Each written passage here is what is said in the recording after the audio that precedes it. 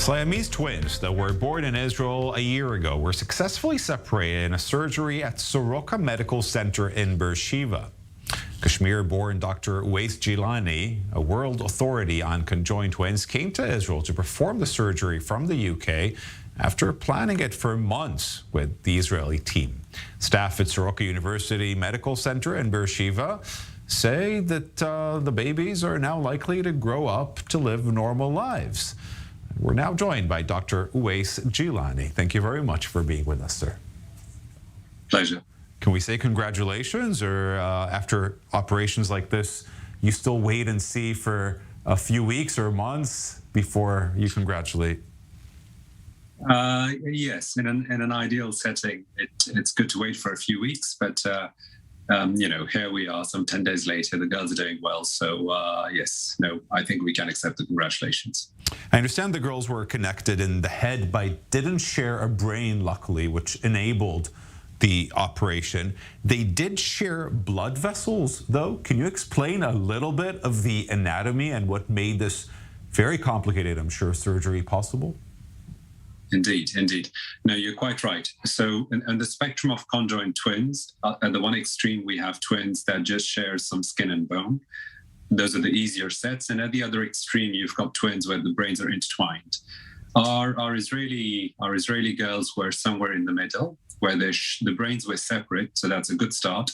But they did share quite some intricate blood vessels around their brain. What do you do in a case like that? Mm-hmm. Indeed, indeed. So it requires, as you rightly said, it required a lot of preparation. And we've been consulting with the Israeli team for many months. And the plan was, how do we divide the blood vessels up in a fashion that allows both girls to maintain the drainage from their brains? And there was a surgical strategy that we employed whereby each girl got to keep part of that critical blood vessel that they needed for survival.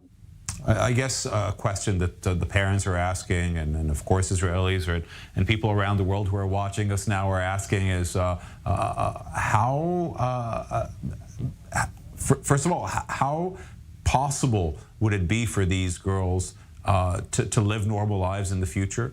And how long would it take to assess if their brains are developing well, and if the operation was actually successful? I understand they're just 1 year old. Good question. For the girls, the Israeli girls that we're talking about at the moment, the brains were, as far as we could tell, unaffected by the condition or the surgery. And at this early stage, they're doing all the things that babies, 1 year old girls should be doing. So I think the prognosis is very good. I mean, it's clearly there are still some, we need to allow some time. There's still risk of infection and so on and so forth. But at this stage, I would say there's every hope that they will go on to lead normal, fulfilling lives. So we are quite pleased how things have progressed here. That's wonderful news. Was the mother monitored during the pregnancy? Was the hospital anticipating the twins to be born together, or was it a surprise?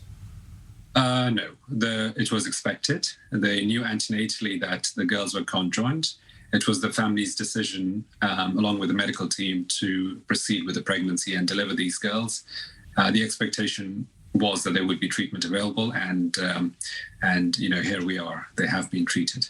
And I understand you're a world expert in performing these kind of surgeries. What a specialty. But I do understand that coming to Israel was perhaps special for many people. Coming to this place raises a lot of emotions, no matter how people grew up or where they grew up. How was it for you to visit Israel? Oh, I had a wonderful trip. First of all, the task that I came for, separating the girls, went really well. I was very impressed with the team in Soroka in Israel, some very talented doctors and nurses. So it was a real pleasure being with them and working with them to achieve this aim. And then the wider landscape of Israel. It's a beautiful country with lots of beautiful, interesting people. So I had a great week there. Lovely. How common is it nowadays in the world? Is there a decrease in the number of births of Siamese twins as technology is evolving, as more and more monitoring is done during pregnancies, or is it still prevalent also in the Western world and not just in developing countries? Yes, so the statistics on something like these are very rare conditions. The statistics aren't super accurate. So at best, what we'll be able to tell you is an educated guess. And the guess is that you're quite right. I think the incidence of conjoined twins is on the decrease. These kids are born in all parts of the world, perhaps more so, slightly more so in the developing part, but we've had kids from quite literally, the Western world as well as the East. So they're everywhere.